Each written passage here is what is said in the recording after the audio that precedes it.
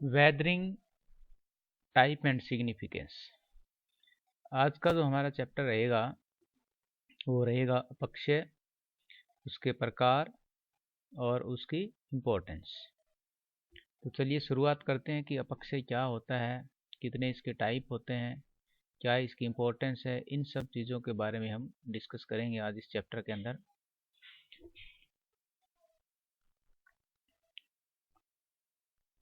Physical geography, ये जो chapter रहेगा वो रहेगा हमारा फिजिकल ज्योग्राफी से रिलेटेड, यानी कि भौतिक भूगोल।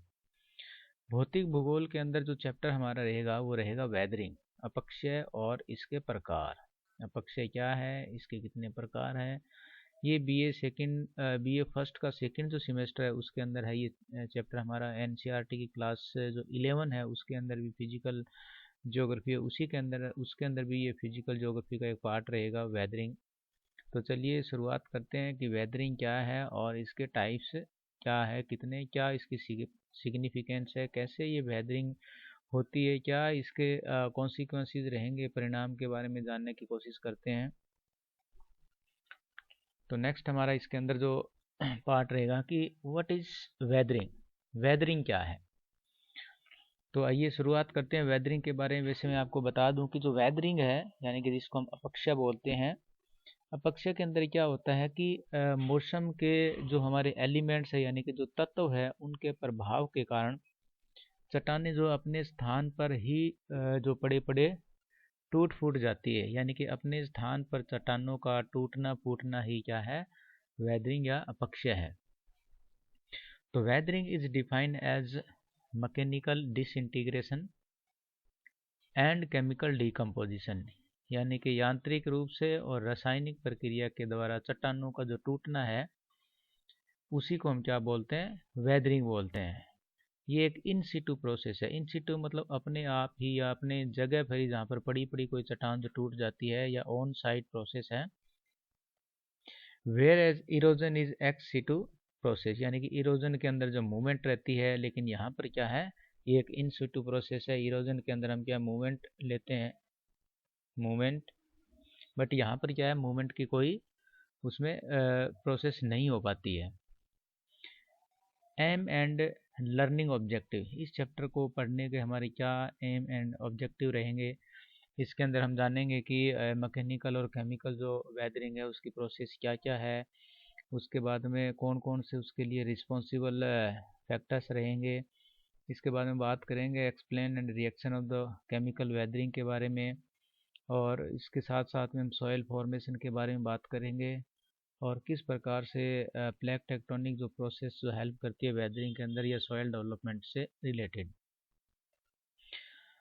तो वेदरिंग हमारा मेन जो है चैप्टर यहाँ से शुरू होता है कि वेदरिंग यानी कि अपक्षय क्या है। जैसा कि मैंने आपको पहले बताया था कि अपक्षय का मतलब होता है disintegration of rock at site और break down at the place of origin, यानी कि जहाँ पर चट्टान का ओरिजिन होता है वहीं पर यदि वो टूट फूट जाती है तो उसको हम बोलते हैं वेदरिंग, अपक्षय।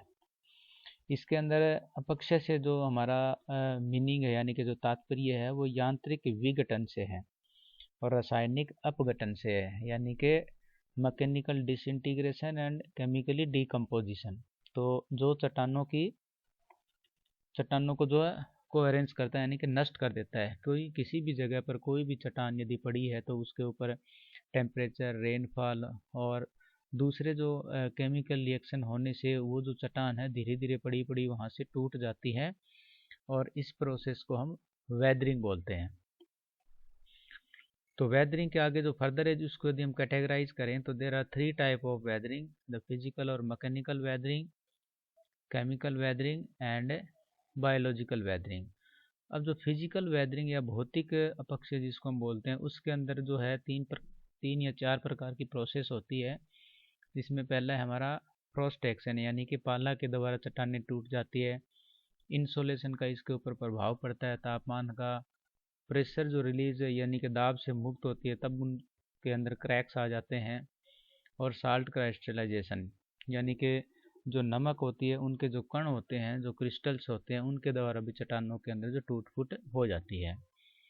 केमिकल के अंदर हमारे आते हैं ऑक्सीडेशन ऑक्साइड के द्वारा, कार्बोनेशन, एसिड रेन, सॉल्यूशन और हाइड्रेशन। बायोलॉजिकल वेदरिंग की बात करते हैं तो यहाँ पर प्लांट रूट्स, जो पेड़ पौधों की जड़ें हैं, वो भी चट्टानों को तोड़ती है। बोरोइंग एनिमल्स, यानी कि जो होल के अंदर जो एनिमल्स रहते हैं, रेट्स वगैरह, टर्मिट्स हैं, वो भी क्या है, धीरे धीरे चट्टानों को तोड़ते फोड़ते रहते हैं। और इसके अंदर जो थर्ड है मेन, हिमसेल्फ, यानी कि हम मानव खुद भी जो है चट्टानों को तोड़ते हैं। तो ये यहाँ जानने की कोशिश करते हैं कि वेदरिंग के अंदर और इरोजन के अंदर क्या डिफरेंस है, क्या दोनों में फ़र्क है। कई बार ये क्वेश्चन पूछा गया है कि what is the difference between weathering and erosion. तो सबसे बड़ा यदि हम डिफरेंस की बात करें वेदरिंग और इरोजन के अंदर, तो वेदरिंग है वो एक इन सिटू प्रोसेस है, यानी कि इस प्रकार की प्रक्रिया के अंदर जहाँ चट्टानें पड़े पड़े अपनी जगह पर ही टूट जाती है, उसको इन सिटू प्रोसेस बोलते हैं। इसके अंदर जो आता है वो ट्रांसपोर्ट एंड डिपोजिशन आता है इरोजन के अंदर। सेकंड, यदि हम बात करें इसके अंदर जो पॉजिटिव जो फैक्टर होते हैं जो वेदरिंग की प्रोसेस में हेल्पफुल होते हैं, वो हमारे होते हैं एटमॉस्फेयर के अंदर प्रेजेंट होते हैं, जैसे टेम्परेचर है, रेनफॉल है, लाइक दिस। यहाँ पर वो सरफेस के ऊपर अवेलेबल होते हैं। Chief factor range of the temperature, main यदि हम इसमें फैक्टर्स की बात करें तो टेम्परेचर है, ह्यूमिडिटी है, प्रेसिपिटेशन है, एनिमल्स है। लेकिन यहाँ पर जो है इरोजन के अंदर रनिंग वाटर, बहता हुआ जल, हिमनद, वायु, अंडरग्राउंड वाटर और सी वेव्स, ये मेन इरोजन का काम करती है।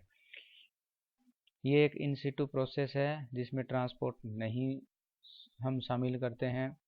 यहाँ पर जो है मूवमेंट होती है इरोजन के अंदर जो मूवमेंट, यानी कि परिवहन है, ट्रांसपोर्टेशन है, डिपोजिशन है, यानी कि वेदरिंग के द्वारा जो मटेरियल हमें अवेलेबल होता है वो हवा के द्वारा, बहते हुए जल के द्वारा इनको वहाँ से दूसरी जगह पर जो है ले जाया जाता है, इसलिए इसके अंदर मूवमेंट होती रहती है।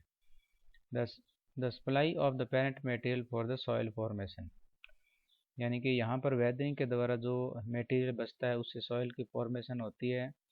और ये इरोजन जो है वो अलग अलग प्रकार के लैंड जो फॉर्म्स हैं उनको क्रिएट करते हैं, उनका ओरिजिन करते हैं। इनके बारे में हम आने वाले चैप्टर के अंदर डिस्कस करेंगे। फिजिकल वेदरिंग, फिजिकल वेदरिंग की बात करते हैं कि जो हमारा जो भौतिक या यांत्रिक जो अपक्षय है, इसके अंतर्गत सबसे पहले बात करेंगे कि in this process rocks are disintegration into small piece through mechanical process, यानी कि छोटे छोटे टुकड़ों के अंदर बंट जाती है, टूट जाती है यांत्रिक प्रक्रिया के कारण। रॉक्स और their minerals do not undergo any change, यानी कि रॉक्स के अंदर और उनके अंदर जो मिनरल पाए जाते हैं उनमें किसी भी प्रकार का परिवर्तन नहीं होता है, कोई चेंज नहीं आता है इन देयर केमिकल कंपोजिशन में, यानी कि उनका जो रासायनिक जो संगठन होता है उसमें किसी भी प्रकार का इसमें परिवर्तन हमें देखने को नहीं मिलता है। ये ज़्यादातर हॉट डेजर्ट्स के अंदर एक्टिव होती है जहाँ पर वेजिटेशन कवर कम होता है, या हाई माउंटेन्स के अंदर हमें देखने को मिलते हैं, और पोलर एरिया के अंदर जहाँ ज़्यादा ठंड पड़ती है। Rocks are change into the granular piece like sand, यानी कि ये छोटे छोटे गोलाकार टुकड़ों के अंदर ये बिखर जाती हैं चट्टानें। इसके अंदर मुख्य रूप से जो 4 इसकी प्रोसेस है, जिसमें फ्रॉस्ट एक्शन की बात करेंगे हम, इंसोलेशन की बात करेंगे, प्रेशर रिलीज की बात करेंगे एंड साल्ट क्रिस्टलाइजेशन की बात करेंगे। तो सबसे पहले हम बात करते हैं इसके अंदर फ्रॉस्ट एक्शन की, यानी कि चट्टानों के ऊपर जो पाला है वो किस प्रकार से प्रभाव डालता है। अब आप लोगों ने सुना होगा कि जो पर्वतीय क्षेत्र होते हैं, माउंटेन जो एरिया होते हैं या हाई लैटिट्यूड्स के एरिया होते हैं, वहाँ पर दिन के समय में जब वो जो ग्लेशियर मेल्ट हो जाते हैं तो मेल्ट से या जो रेनफॉल से जो वाटर अवेलेबल होता है, पानी जो उपलब्ध होता है, वो देखिए यहाँ जो चट्टान है इस प्रकार की चट्टानों में छोटे छोटे क्रैक्स जो होते हैं उन क्रैक्स के अंदर चला जाता है।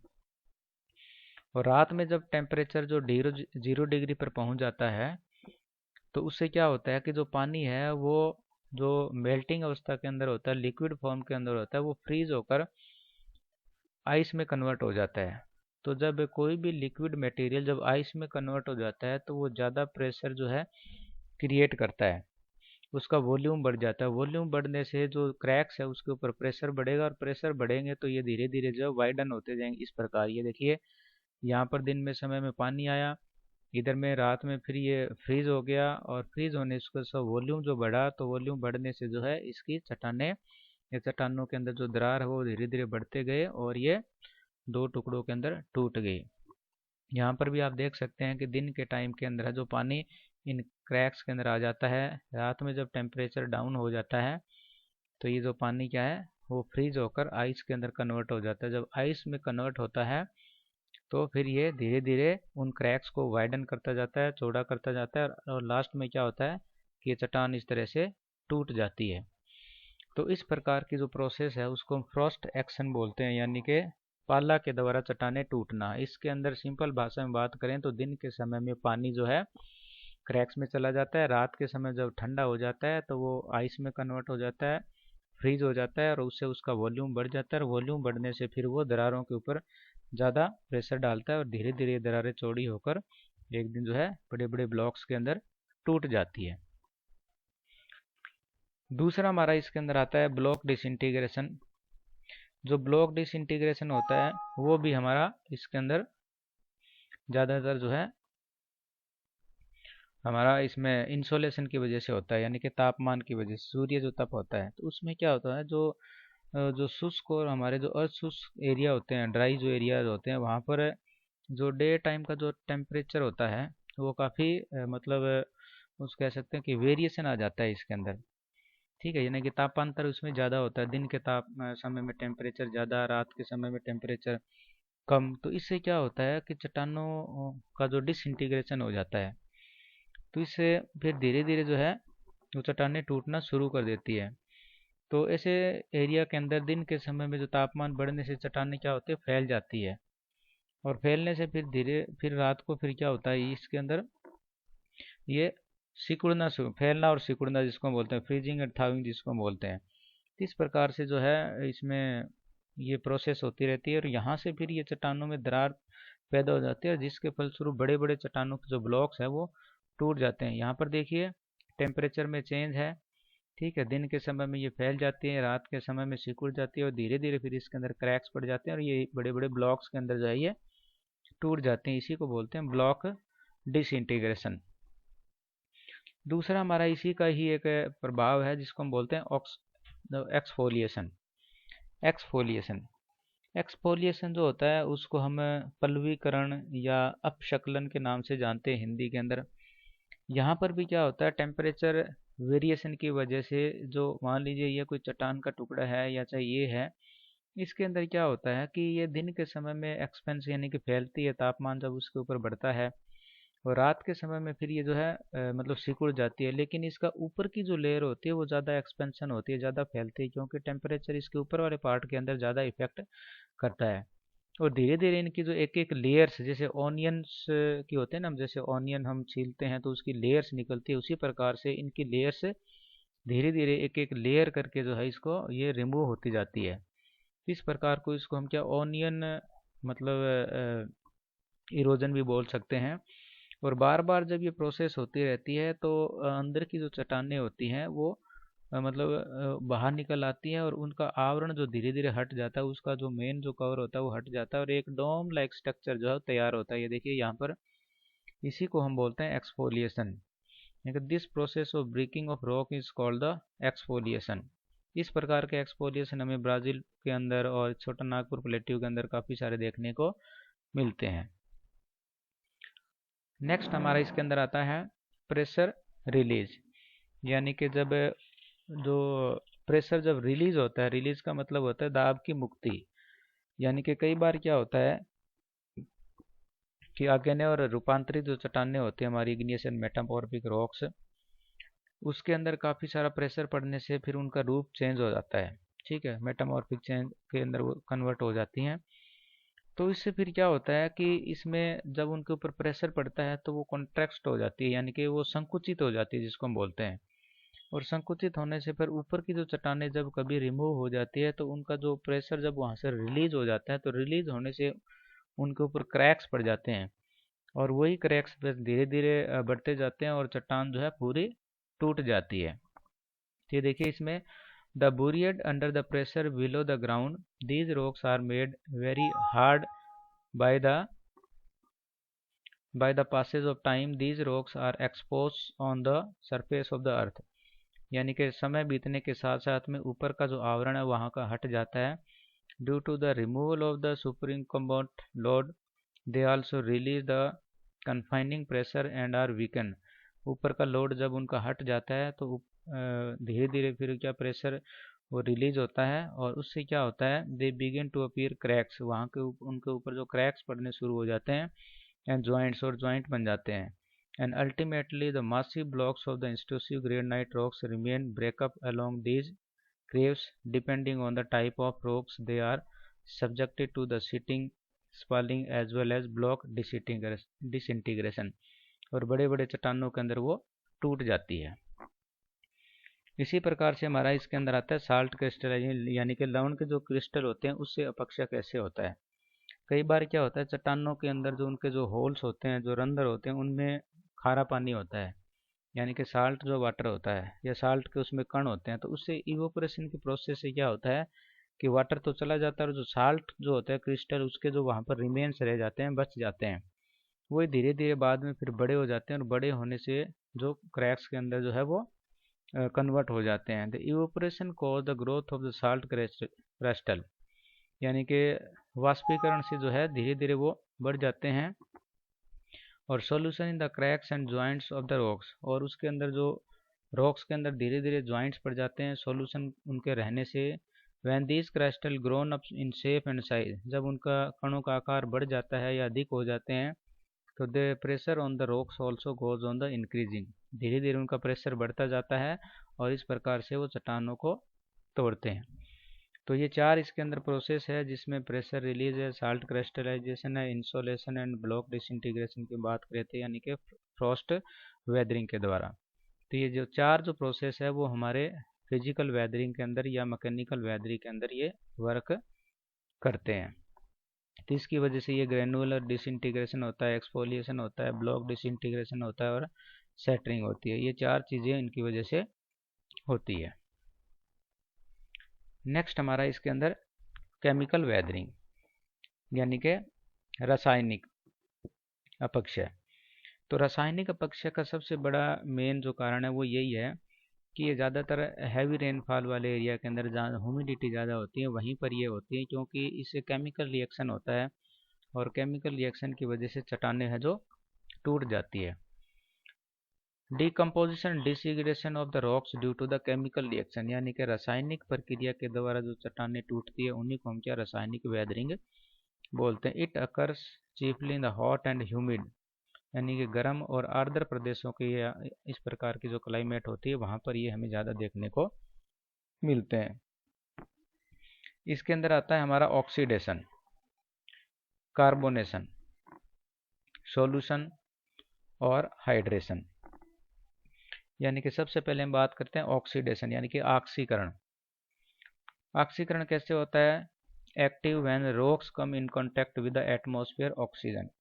कोई भी चट्टान जब एटमॉस्फेयर की ऑक्सीजन के कांटेक्ट में आती है, क्योंकि एयर के अंदर ऑक्सीजन होती है, तो इससे क्या होता है उसके ऊपर रस्टिंग लग जाते हैं। रस्ट यानी कि जंग होता है, क्योंकि जैसे कई कई चट्टानों के अंदर में आयरन के कण देखने को मिलते हैं और आयरन के ऊपर जो रस्टिंग की प्रोसेस ज़्यादा होती है, यानी कि जंग लगने की प्रोसेस ज़्यादा होती है। जैसा कि आप जानते हैं कि किसी भी चीज़ के ऊपर जब जंग लग जाता है तो धीरे धीरे वो वीक हो जाती है और वो टूट जाती है। तो rocks with the maximum iron content disintegrate and change their colour to red and yellow और grey. The rocks when decompose and broken, धीरे धीरे उनका कलर भी चेंज हो जाता है और धीरे धीरे वो चट्टान टूट जाती है।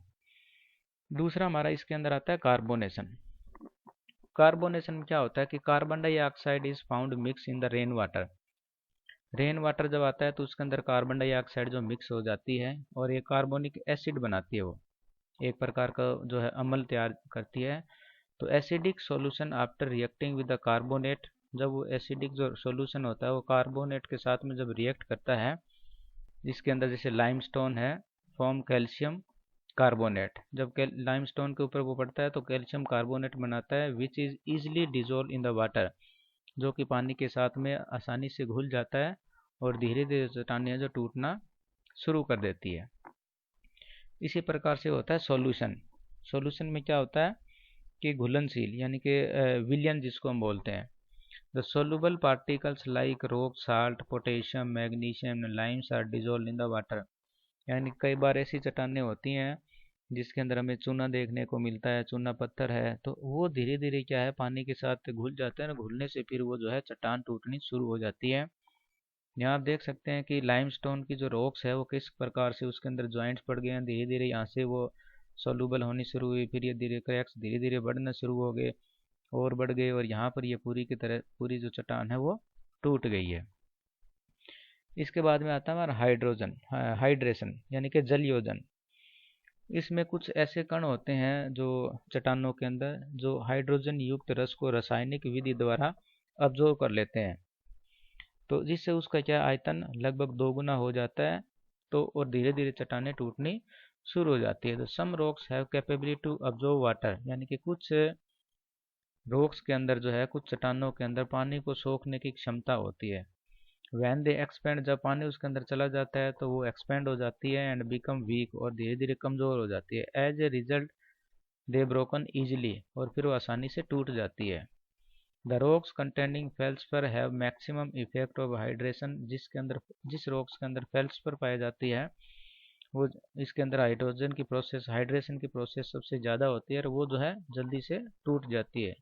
Gypsum is formed in the hydration.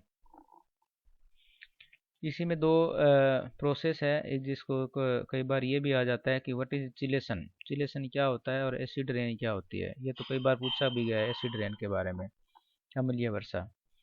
Chelation क्या है, the water passes through an accumulation of the organic substance, यानी कि ऑर्गेनिक जो सब्सटेंसेस होते हैं जैसे कि लीव्स या पत्ते होते हैं एनिमल्स के होते हैं, उनसे जब पानी गुजरता है उसके अंदर आता है तो वो एक एसिड तैयार हो जाता है। क्या हो जाता है, एसिड तैयार होता है। विच डिसिग्रेट द रॉक्स, जो कि चट्टानों को तोड़ने का काम करती है। कमिंग इन कांटेक्ट, जो उसके कांटेक्ट में आती है, यानी कि जो भी चट्टानें इस एसिड के कांटेक्ट में आती है जो कि क्या ऑर्गेनिक सब्सटेंसेस में से गुजरता है, तो वो उस चट्टानों को तोड़ने का काम करता है। और ये जो है ये सॉइल के लिए इनका काफ़ी एडवांटेजमेंट होती है, यानी कि जब सॉइल की प्रोसेस होती है, सॉइल बनती है, तो उससे में ये काफ़ी हेल्पफुल होते हैं। दूसरी होती है हमारी acid rain. The poisonous gases release by the thermal power plants, यानी कि जितने भी हमारे थर्मल पावर प्लांट्स बने हैं वो काफ़ी सारे गैसेज जो रिलीज करते हैं, चाहे वो ऑटोमोबाइल इंडस्ट्रीज़ है या कुछ और है, तो वो जो उसके साथ साथ में जब वो हवा के अंदर ये कण उड़ जाते हैं तो जैसे रेन आती है, रेन के साथ वो मिक्सअप हो जाते हैं, और मिक्सअप होने से फिर क्या है वो एक एसिड रेन बन जाते हैं, एसिड के अंदर कन्वर्ट हो जाते हैं। जहाँ जहाँ वो रेन पड़ती है वो उनके ऊपर उसका नेगेटिव इफेक्ट देखने को मिलता है, या उसमें वो मतलब उसके ऊपर वो अपना केमिकल रिएक्शन डालती है, जिससे कोई भी चट्टान है जो खराब हो सकती है, टूट फूट सकती है। तो यहाँ पर देख सकते हैं कि कई बार जो है इसमें जो हमारा जो ताजमहल है यहाँ पर भी जो है एसिड रेन के प्रभाव के कारण इसके ऊपर काफ़ी इफेक्ट देखने को मिलता है। नेक्स्ट हमारा इसमें बायोलॉजिकल वेदरिंग, यानी कि जैविक अपक्षय जिसको हम बोलते हैं। बायोलॉजिकल वेदरिंग में सबसे पहले आता है हमारा प्लांट रूट्स। आप लोगों ने देखा हो कई बार क्या जो नीम और पीपल का जो पेड़ है वो बड़ी बड़ी जो बिल्डिंगें होती हैं, जो दीवार होती है उनके जो है उनके अंदर जो ग्रोन होते हैं, तो धीरे धीरे फिर उनकी जड़ें जैसे अंदर की तरफ बढ़ती जाती है तो वो प्रेशर रिलीज करती है, और मतलब प्रेशर दबाव डालती है, और दबाव डालने से उस रॉक्स के अंदर या उस फोर्ट के अंदर, उस वाल के अंदर क्रैक्स पड़ जाते हैं और वो चट्टान टूट जाती है। तो roots enter in the cracks and the joint of the rocks,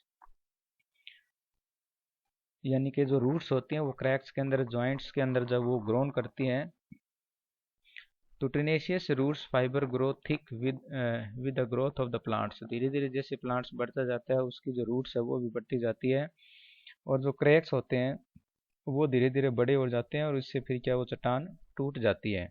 कहने का मतलब है कि जो पेड़ पौधों की जो जड़ें होती हैं, जड़ें जब किसी दीवार के अंदर, चट्टान के अंदर ग्रो करते हैं तो जड़ों के दबाव के कारण वो चट्टान टूट जाती है।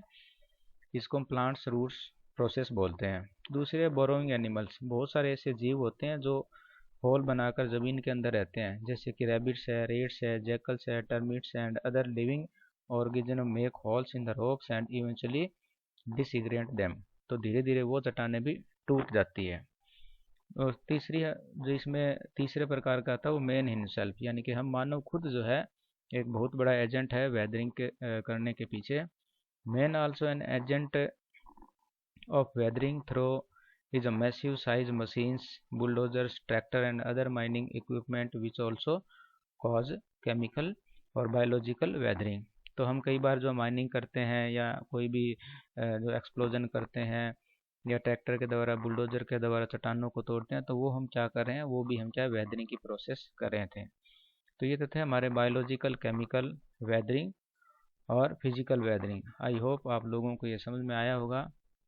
तो ज़्यादा से ज़्यादा आप इस वीडियो को शेयर करें, लाइक करें, कमेंट करें, ताकि आपको आने वाली जो है वीडियो का नोटिफिकेशन मिल जाए। इसके लिए आपको हमारे channel geography bye Rohtas sir को सब्सक्राइब ज़रूर करें। थैंक यू, धन्यवाद।